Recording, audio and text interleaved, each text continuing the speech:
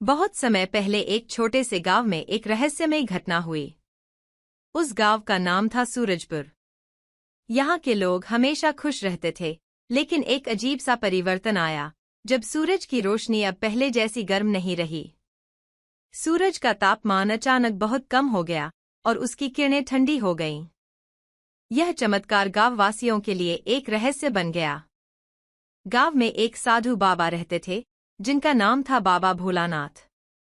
बाबा का कहना था कि सूरज के ठंडा होने के पीछे कोई गहरी रहस्य छिपा है और इसे समझने के लिए गांव के बच्चों को एक विशेष यात्रा पर भेजा जाएगा। बच्चों का नाम था अर्जुन, सिया और नीलू। वे बहुत साहसी और निडर थे और बाबा के कहने पर वे सूरज के ठंडे होने की वजह जानने के लिए जंगल की ओर निकल पड़े।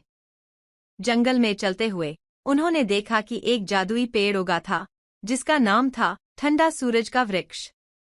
उस पेड़ की शाखाएं बहुत ही अजीब थीं और उसकी छांव में बैठने से बहुत ठंडक मिलती थी।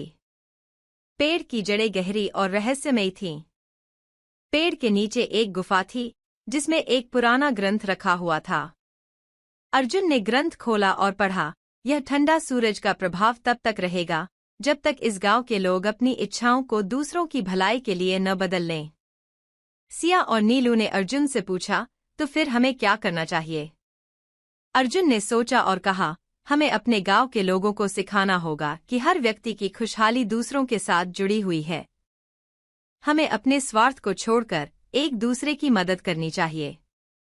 तभी सूरज फिर से अपनी गर्मी और रोशनी वापस लौटाएगा। गांव लौटने पर बच्चों ने सभी गांव वालों को समझाया। धीरे धीरे लोग अपने स्वार्थ को छोड़कर एक दूसरे की मदद करने लगे। वे सब मिलकर खेतों में काम करने लगे, एक दूसरे के दुख सुख में शामिल होने लगे और गांव में प्रेम और सहयोग की भावना फैलने लगी। कुछ ही दिनों बाद सूरज की रोशनी फिर से गर्म होने लगी, लेकिन अब वह पहले से भी अधिक सुंदर और शीतल महसूस हो रही थी। सूरजपुर का गांव फिर से पहले जैसा जीवंत हो गया और वहां के लोग खुशहाल हो गए। सभी ने जाना कि जादुई ठंडा सूरज केवल एक संकेत था, जो यह बताता था कि जब हम एक दूसरे की भलाई के लिए काम करते हैं तो सच्ची खुशहाली मिलती है। कहानी का संदेश, जब हम एक दूसरे की मदद करते हैं और स्वार्थ से ऊपर उठकर समाज की भलाई के लिए काम करते हैं, तब हमारे जीवन में सच्ची रोशनी और खुशी आती है।